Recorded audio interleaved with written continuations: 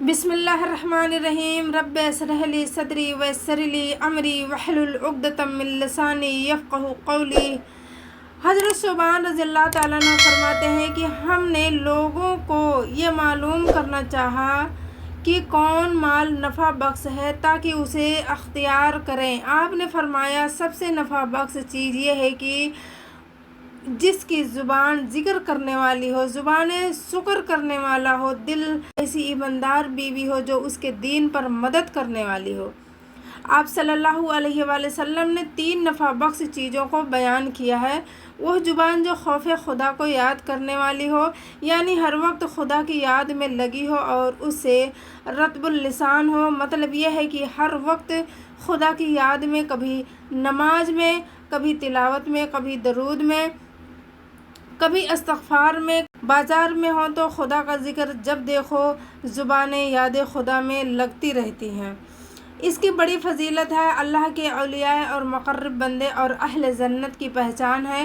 جب اس کی عادت ہو جاتی ہے تو جسمانی کام اس کی روک نہیں بنتا کہ وہ ادھر کام بھی کرتے رہتے ہیں، ادھر زبان ذکر خدا میں مشغول۔ تم سے بھی اے ماں اور بہنوں ہو سکتا ہے کہ پکاتی اور گھر کا کام کرتی رہو اور زبان ذکر خدا میں مشغول رہو۔ نمبر 2، قلب شاکر، دل شاکر کی بڑی اہمیت ہے۔ شکر سے نعمت میں اضافہ ہوتا ہے۔ شکر کا مطلب یہ ہے کہ خدا کی دی ہوئی نعمت، صحت اور مال کو خدا کی نافرمانی میں نہ خرچ کریں، گناہ کے اسباب نہ اختیار کریں، یہ بھی ناشکری میں داخل ہے۔ نمبر 3، تیسری جو اہم چیز اس مقام کے اعتبار سے ہے وہ یہ ہے کہ کسی کی ایسی بیوی ہو جو شوہر کی آخرت اور دین کے امور میں اعانت کرنے والی ہو اور اس کا تعاون کرنے والی ہو۔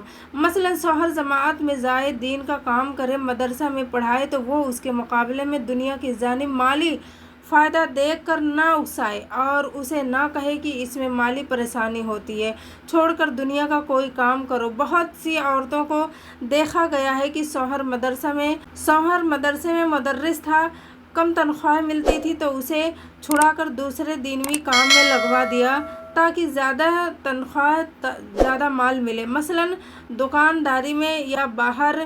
اس کے متعلق یہ دین کے خلاف مدد ہے، یہ دینی مدد نہیں ہے، یہ دین کے خلاف ان کی مدد کر رہی ہے۔ خلاصہ یہ ہے کہ شوہر اگر دین و آخرت کے امور کو اختیار کرتا ہو اور اس سے کچھ دنیا کا نقصان معلوم ہوتا ہو تب بھی عورت اسے دین میں رہنے کو کہتی ہو، ہمت بڑھاتی ہو، دنیا کی تنگی اور کمی کی وجہ سے اسے پریشان نہ کرتی ہو، ایسی عورت مرد کے حق میں بہت بہتر ہے اور اسی کی فضیلت ہے۔ کچھ واقعہ ہے کہ ایک صاحب عالم حافظ دیندار تھے، مدرسہ میں دینی خدمت کرتے تھے۔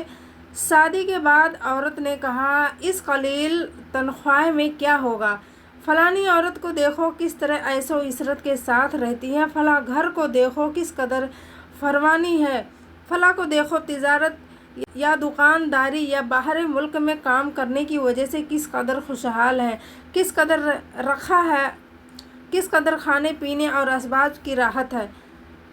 اس نے اپنے شوہر کو دین کی خدمت سے ہٹا کر دنیاوی کام میں لگوا دیا تاکہ دنیا کی فروانی حاصل ہو۔ ایسی عورت بہتر نہیں کہ اس نے آخرت کی دائمی بدی راحت کے مقابلے میں دنیا کی چند روزہ زندگی کی راحت ترجیح دی۔ اسی طرح اس کا یہ بھی مطلب ہے کہ نماز، روزے، صدقہ، خیرات اس کی اعانت کرتی ہو، شوہر ذرا ڈھیلا ہو، سست ہو تو اسے تاکید کرتی ہو، نماز کے لیے اٹھا دیتی ہو، تبلیغ، دینی امور میں رغبت دلاتی ہو، مدرسہ، مسجد اور غریبوں کی تعاون میں اسے اکساتی ہو اور تاکید کرتی رہتی ہو تو ایسی عورت شوہر کے حق میں نفع بخش ہے۔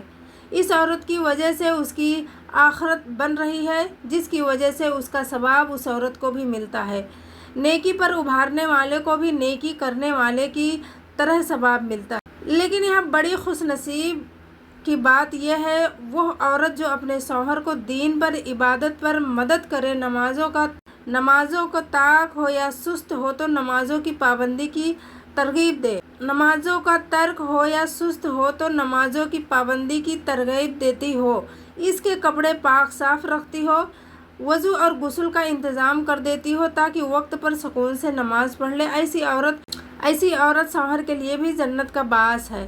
اگر شوہر دیندار نہ ہو تو خطرہ ہے کہ ایسے شوہر کی رفاقت جنت میں نہ مل سکے، اس لیے اسے دیندار بنانے کی کوشش کرو تاکہ دنیا کی طرح جنت میں بھی ساتھ رہ سکو۔ حضرت ابو امامہ رضی اللہ تعالیٰ عنہ سے روایت ہے کہ رسول پاک صلی اللہ علیہ وآلہ وسلم نے فرمایا، مومن بندے نے تقوی کی نعمت کے بعد کوئی ایسی بھلائی حاصل نہیں کی جو نیک صالح بیوی سے بڑھ کر ہو۔ وہ یہ ہے کہ اگر شوہر کوئی بات کہے تو اسے پورا کرے، اگر شوہر اس کی طرف دیکھے تو اسے خوش کر دے، اگر شوہر کسی کام کے بارے میں قسم دے دے تو اسے پوری کرے، اگر وہ کہیں باہر جائے تو اپنی جان اور مال کے بارے میں خیر کا معاملہ کرے۔ اس حدیث پاک میں تقوی کی نعمت کے بعد مرد کے لیے نیک و صالح بیوی کو بیان کیا ہے۔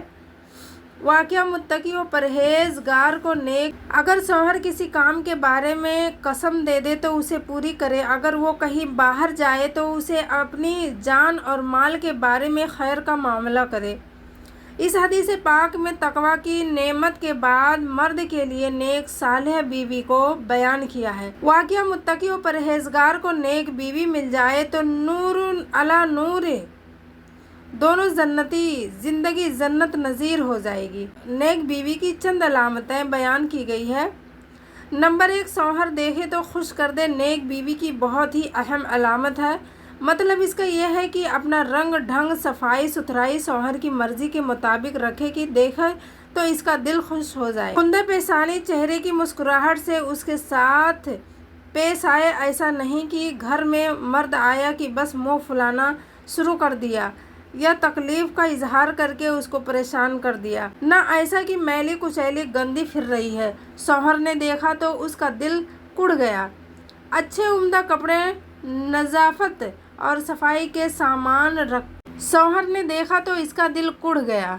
اچھے عمدہ کپڑے، نظافت اور صفائی کے سامان رکھے مگر پھر بھی گندگی شوہر دیکھے تو منہ پھیر لے، کیسی لگ رہی ہے، یا ہر دوسری عورتوں پر جب اس کی نظر پڑتی ہے تو یہ بھی سوچتا ہے کہ ہمارے گھر میں بھی صفائی اور زینت کا خیال رہے۔ یہ بناؤ سنگار شوہر کے لیے ہے، نہ کہ اجانب اور غیر محرم کے لیے۔ یہ گناہ کا کام ہے۔ ایسی عورت کو ایک حدیث میں زانیہ کہا گیا ہے۔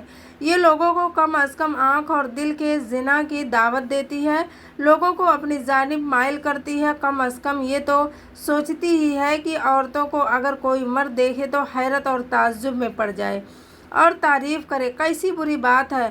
عفت حیا شرافت کے خلاف ہے۔ زیب و زینت سے شوہر کو خوش کرو۔ قسم پوری کرنے کا مطلب یہ ہے کہ شوہر بیوی پر اعتبار کرتے ہوئے قسم کھائے، مثلاً یہ کہے، با قسم تم ایسا ضرور کرو، تو شوہر کی خوشی کی پیش نظر ضرور پورا کر دیتی ہے، خواہ مشقت اور مزاج کے خلاف ہی کیوں نہ۔ شوہر کے غائبانہ میں جان و مال کی بھلائی کا مطلب یہ ہے کہ آزاد نہ پھرے، اجنبی مردوں سے رابطہ اور تعلق پیدا نہ کرے۔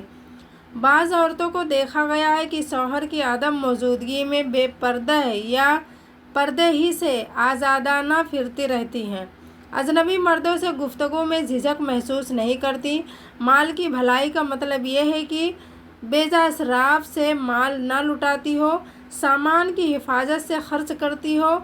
اسی طرح جن لوگوں کو موجودگی میں مال اور کوئی سامان نہیں دیتی تھی، اس کو غائبانہ میں بھی نہ دیتی ہو، نہ اپنے رشتہ داروں کو اور نہ دوسروں کو۔ اس بات سے پتہ چلتی ہے کہ اپنے شوہر کی بڑی ہی خدمت داری کرنا چاہیے اور اپنے شوہر کی فرما برداری کرنا چاہیے، لیکن شوہر کو بھی اس لائق ہونا چاہیے کہ شوہر اگر اس لائق ہے تو اس کی بیوی ظاہر سی بات ہے کہ وہ کرے گی، اگر شوہر اس لائق نہیں ہے تو بھی کرنا چاہیے، کیونکہ شوہر کا حق ہی اللہ نے بہت بڑا رکھا ہے۔